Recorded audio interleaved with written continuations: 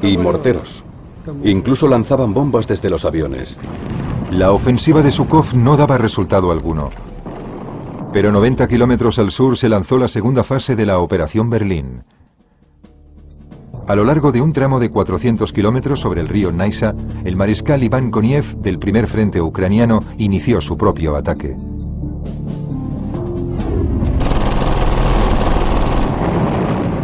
Desde 150 puntos distintos, la infantería de Koniev cruzó el río utilizando cualquier cosa que flotara.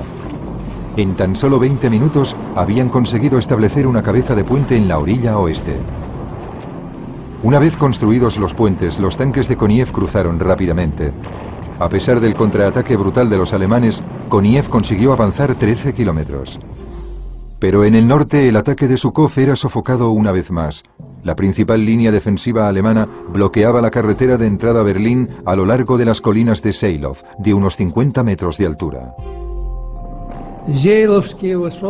Las colinas de Seilov eran la línea más importante de la defensa alemana y una de sus posiciones más ventajosas.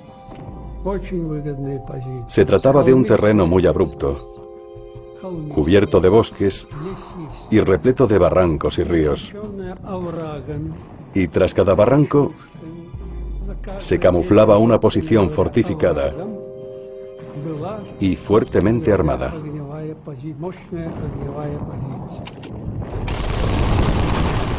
Todos los ataques contra estas colinas fueron repelidos con grandes pérdidas humanas. A las 3 de la tarde, Stalin comunicó a Zhukov que Koniev había conseguido cruzar el río.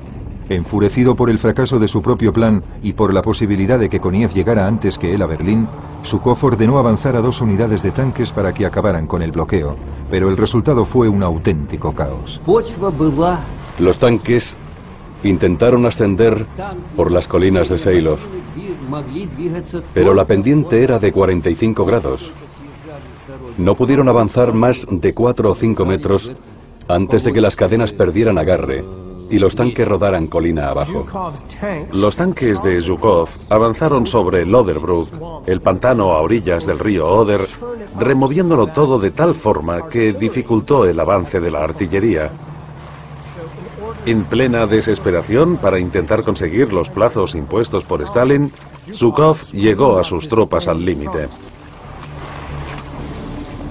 Al final del primer día, los defensores alemanes habían sufrido pérdidas enormes a causa de la descarga de más de 1 millón de proyectiles y bombas. Pero cada minuto que conseguían mantener al ejército de Zhukov en el Oder evitaba que la ciudad se convirtiera en una auténtica carnicería.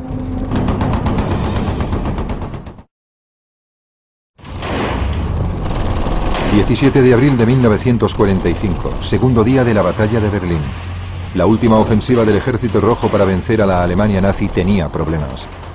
Las divisiones de asalto del mariscal Zhukov estaban atrapadas en una zona mortal en la defensa exterior de las colinas de Seilov.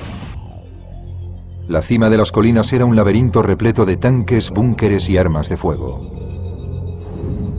Pero el mariscal Zhukov estaba totalmente decidido a cruzar la línea alemana y llegar hasta el corazón de Berlín.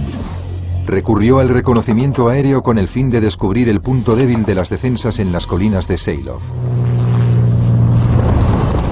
La ciudad de Seilov se convirtió en el baluarte principal de la línea alemana. Bombarderos soviéticos disparaban a las posiciones armadas mientras la artillería destruía la línea con bombas y proyectiles.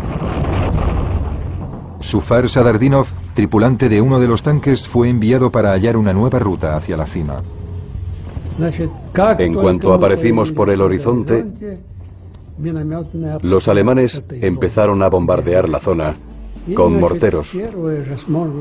Y la primera bomba cayó justo al lado del capitán, que estaba a mi derecha.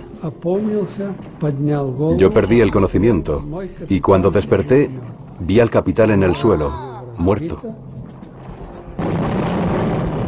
Empezó el siguiente ataque, pero los cañones de 88 milímetros alemanes disparaban a los tanques soviéticos desde lejos y la infantería los perseguía entre los astillados pinos con los mortíferos Panzerfaust. En esta implacable batalla se destruyeron 152 tanques soviéticos.